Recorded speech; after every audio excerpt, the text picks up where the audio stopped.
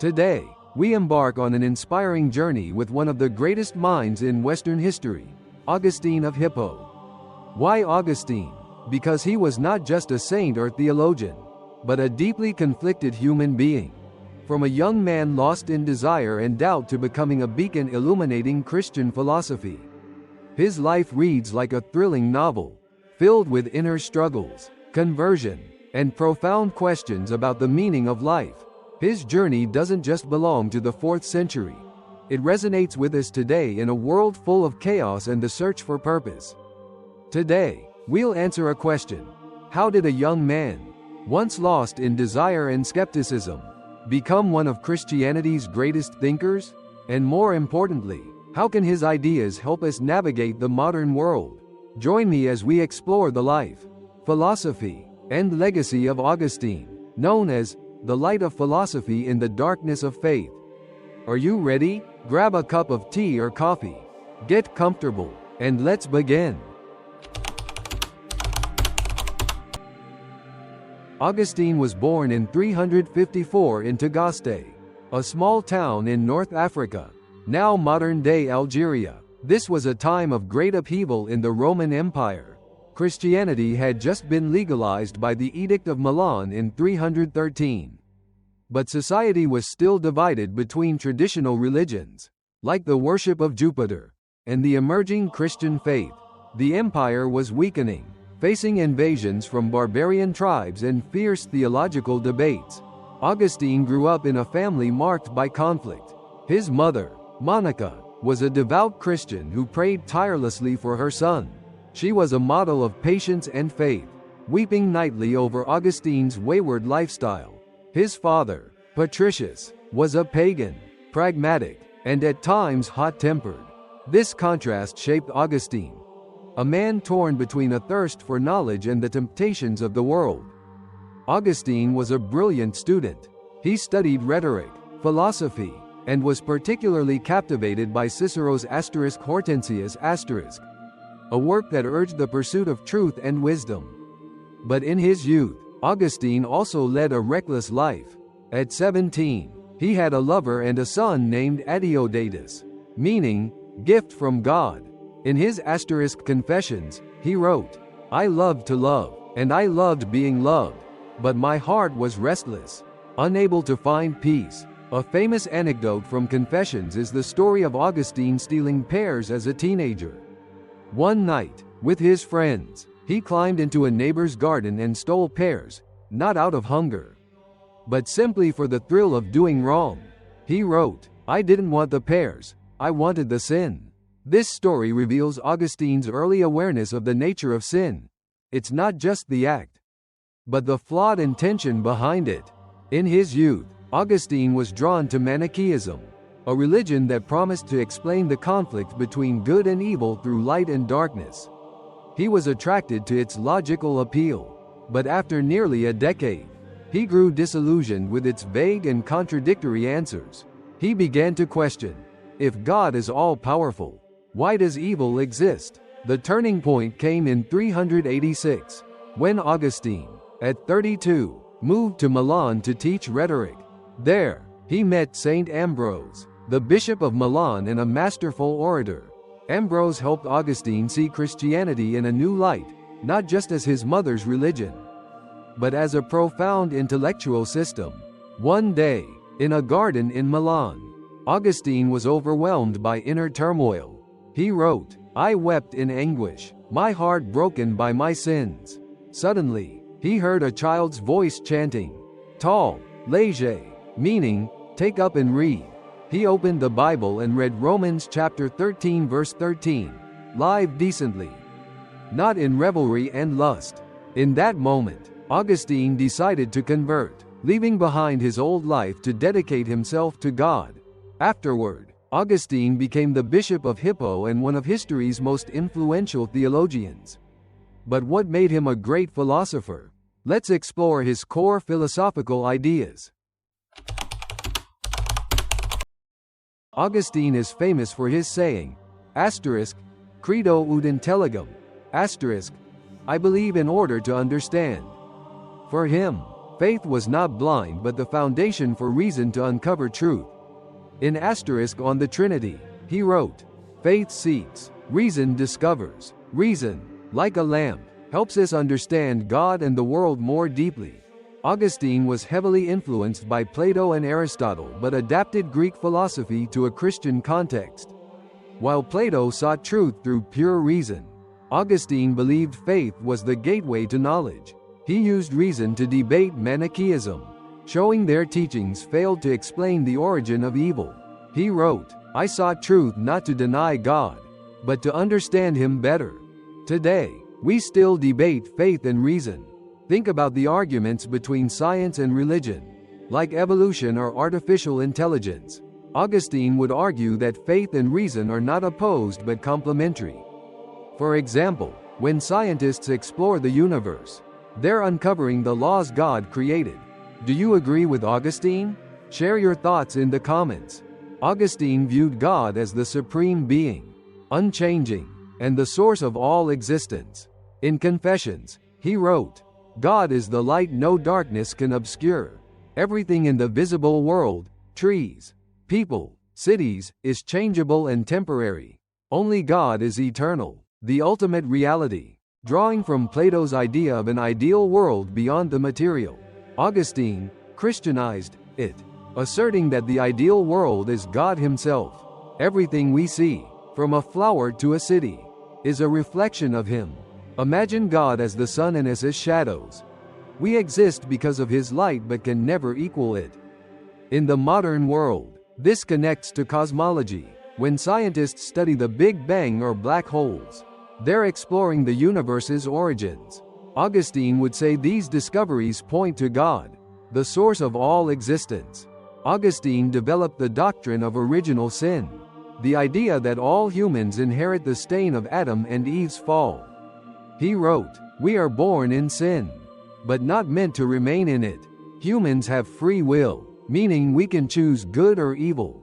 But because of sin, we're easily swayed by desires like money, power, or pleasure. Consider social media today. We're free to scroll Instagram for hours. But does it make us happy?" Augustine would say true freedom is choosing to love and live with purpose. He also believed God's grace, like a lifeline, helps us overcome temptation. In Confessions, he wrote, "God called me, and His call broke my chains." In our consumer culture, we're tempted by ads or social pressure. Augustine would advise using free will to choose lasting values, like family or kindness, over fleeting pleasures. Augustine had profound thoughts on time. In Confessions, he wrote, "I know what time is, but when someone asks, I cannot explain it." Isn't that relatable? We all feel time passing, but it's hard to define. Augustine said time is subjective. The past exists in memory, the present in perception, and the future in hope. But God is different. He exists outside time, in an eternal present with no beginning or end. He wrote, "God is not in time, but time is in God." Picture time as a river flowing through us, while God stands outside, seeing past, present, and future at once. This resonates with modern mindfulness. When we live fully in the present, letting go of past worries or future anxieties, we touch the eternity Augustine described. Think about it. When do you feel time stand still? Maybe when you're with family, listening to music, or watching a sunset. Augustine would say these moments are gifts from God. In De Civitate Dei, Augustine introduced the concept of two cities, the city of God, where people live by faith and love for God, and the earthly city, driven by desire, power, and vanity. He wrote, "Two cities are formed by two loves, the love of God and the love of self." These cities aren't physical places but ways of life. Look at today's world. Conflicts over power, the race for wealth, or social media comparisons reflect the earthly city. But when we choose forgiveness, help others, or live for higher values, we build the city of God. Augustine believed these cities coexist in history, but the city of God will ultimately triumph. Consider a modern example. When a celebrity uses their fame to raise funds for the poor, They're living in the spirit of the city of God. But when someone uses power to oppress others, they belong to the earthly city. Which city do you think you're living in? Augustine believed all moral actions stem from love, but not all love is good. He spoke of the order of love. We must love God above all, then others, and finally ourselves. In Asterisk on Christian Doctrine, he wrote, "Disordered love is the root of all sin." If we prioritize money, fame, or pleasure, life becomes chaotic. Think of today's hustle culture. Many work 80-hour weeks for wealth but neglect family or health. Augustine would say loving in the right order is not just moral but brings lasting happiness. For example, loving family over fame brings deeper joy than chasing social media likes.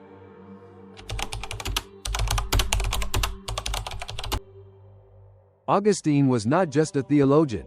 He was a bridge between ancient philosophy and Christianity.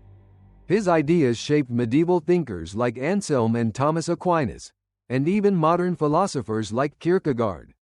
Drawn to his thoughts on sin, and Heidegger, who explored time, his Confessions is one of history's first autobiographies. Detailing his spiritual journey, he wrote, "You made us for yourself, and our hearts are restless until they rest in you." De Civitate Dei laid the foundation for Christian political philosophy, influencing how we think about society, morality, and justice. Augustine is revered as one of the four great church fathers of the Western Church. Alongside Ambrose, Jerome, and Gregory, his works are still studied in universities, seminaries, and literature for their powerful language and sincerity. Even in art, Augustine's influence endures in paintings of his conversion or hymns inspired by confessions. He's proof that even a wayward soul can transform and leave an eternal legacy. Augustine's ideas remain strikingly relevant. Start with free will. In the age of AI and technology, we often blame algorithms or circumstances for our mistakes, like buying something unnecessary because of an ad. Augustine would remind us we have the freedom to choose and the responsibility to choose wisely. He'd ask, "What are you using your freedom for?" His thoughts on time echo modern mindfulness. In a world of distractions, endless notifications and buzzing phones, Augustine urges us to live fully in the present. Try this. Turn off your phone for 10 minutes and focus on a moment. Like sipping tea or talking with a loved one, you'll feel time slow down. Touching the eternity Augustine described. The order of love is another key lesson. In a consumer-driven society, we're tempted to prioritize money, fame, or our online image. Think of people spending hours crafting the perfect Instagram post while neglecting those who matter most. Augustine would say, "Put your heart in the right place, love family, friends, and spiritual values over fleeting things." Finally, the debate between faith and reason remains vibrant. Issues like AI or climate change spark arguments about science versus religion. Augustine would disagree with the divide, believing reason is a gift from God, and science reveals his laws. For example, when scientists develop vaccines or renewable energy, they're doing what Augustine would call understanding through reason. Starting from faith, reflect on your life. Are you living in the city of God, guided by love and faith, or the earthly city, driven by desire and power? This is Augustine's challenge to us, and I want you to think about it. Today, we've explored the life and philosophy of Augustine of Hippo, a man who moved from the darkness of desire to the light of faith. From stealing pears as a teenager to his conversion in a Milan garden. From profound reflections on faith, reason, and time to his ideas of the two cities and the order of love, Augustine left a timeless legacy.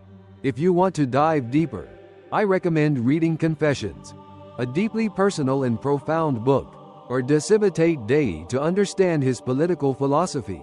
Thank you for joining me in this video. If you enjoyed it, please hit the like button, subscribe, and share with your friends. Don't forget to leave a comment with your thoughts, questions, or topics you'd like me to explore next. See you in the next episode.